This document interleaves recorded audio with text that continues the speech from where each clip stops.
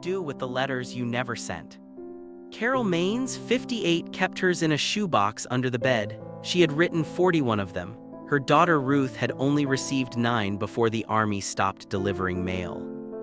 The farm outside Clarinda, Iowa sits on flat land that goes all the way to the edge of the sky. There is a barn on the property that has needed painting for 11 years. Nobody has painted it. The kitchen table is oak.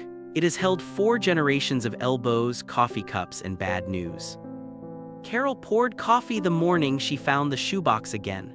Her granddaughter Lily, 7 years old, red-haired and missing a front tooth, was sitting in the chair that had been Ruth's chair.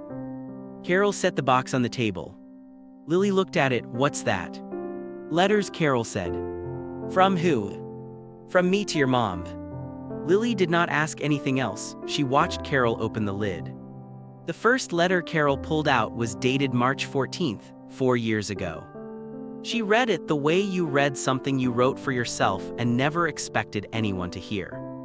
"Ruth, it snowed again last night. Your father plowed the drive before sunrise. He did not say anything at breakfast. That is how I know he is thinking about you. He gets quiet like that when the thinking gets too heavy for words.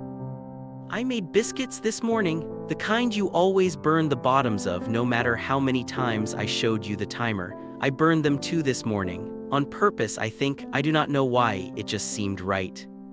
Carol put that letter down. She picked up another. This one was from a different month.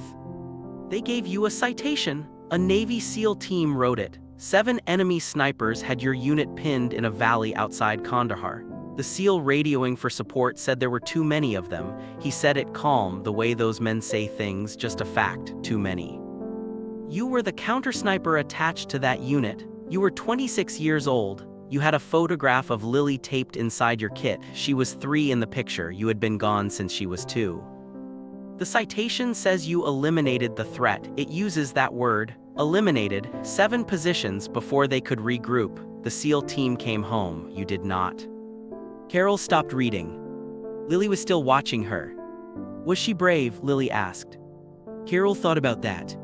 "She was very good at her job," Carol said, "and she loved you more than anything she was ever good at." Ruth Maines had joined the army at 19. She told her father Dale at the kitchen table on a Sunday in October. Dale, 61 at the time, weathered and thick through the shoulders, set down his fork. "You sure?" he said. It was not a question. "Yes, sir," Ruth said. He nodded once. He picked his fork back up. That was the conversation. Ruth trained for 3 years before her first deployment. She came home on leave twice. The second time Lily was born, Ruth held her daughter for 11 days, then she went back. Carol used to watch her pack her bag. Ruth folded everything the same way every time, precise, corners even. She had learned that somewhere and it had stayed in her hands. "You do not have to be so neat about it," Carol told her once. "Keeps me focused," Ruth said. That was the last time Carol saw her pack a bag. Carol read the next letter. This one she had written 6 months after the funeral. "Your father fixed the tractor yesterday. He was out there 4 hours. When he came in, his hands were black with grease. He washed them at the sink and did not look at me. Then he said Ruth always overcomplicated that engine. She would take apart things that were not broken. He laughed when he said it, just once, short. I had not heard him laugh in 6 months. I wrote that down so I would not forget what it sounded like. The county fair had been that August. Someone from the VFW post had framed Ruth's photograph. Dress uniform, sergeant's stripes. They put it near the entrance of the main hall. Hundreds of people walked past it every day for a week. Carol had walked past it once. Dale stood in front of it for a long time. A boy, maybe 10 years old, stopped beside him. The boy looked at the photo. He looked at Dale. "Is that your daughter?" the boy asked. "Yes," Dale said. "She looks tough," the boy said. Dale looked at the photo again. "She was," he said. "She really was."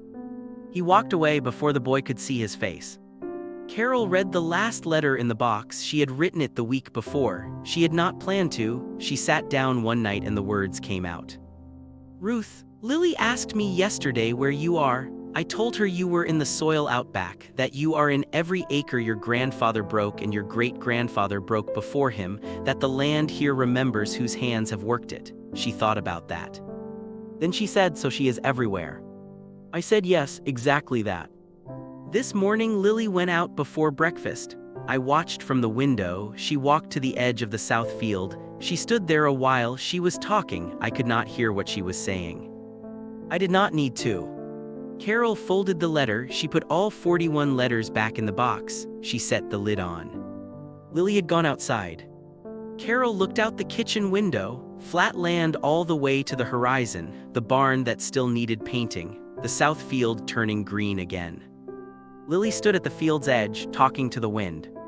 Dale came in through the back door, boots muddy, smelling of diesel and cut hay. He stopped when he saw Carol at the window. He looked where she was looking. He did not say anything. He stood beside her, and they watched Lily together. If this story moved you, please share it with someone who carries a name they do not say out loud enough. Leave their name in the comments below. We read everyone. Like this video, subscribe to Soul Relief Stories, and we will be here with another story next day.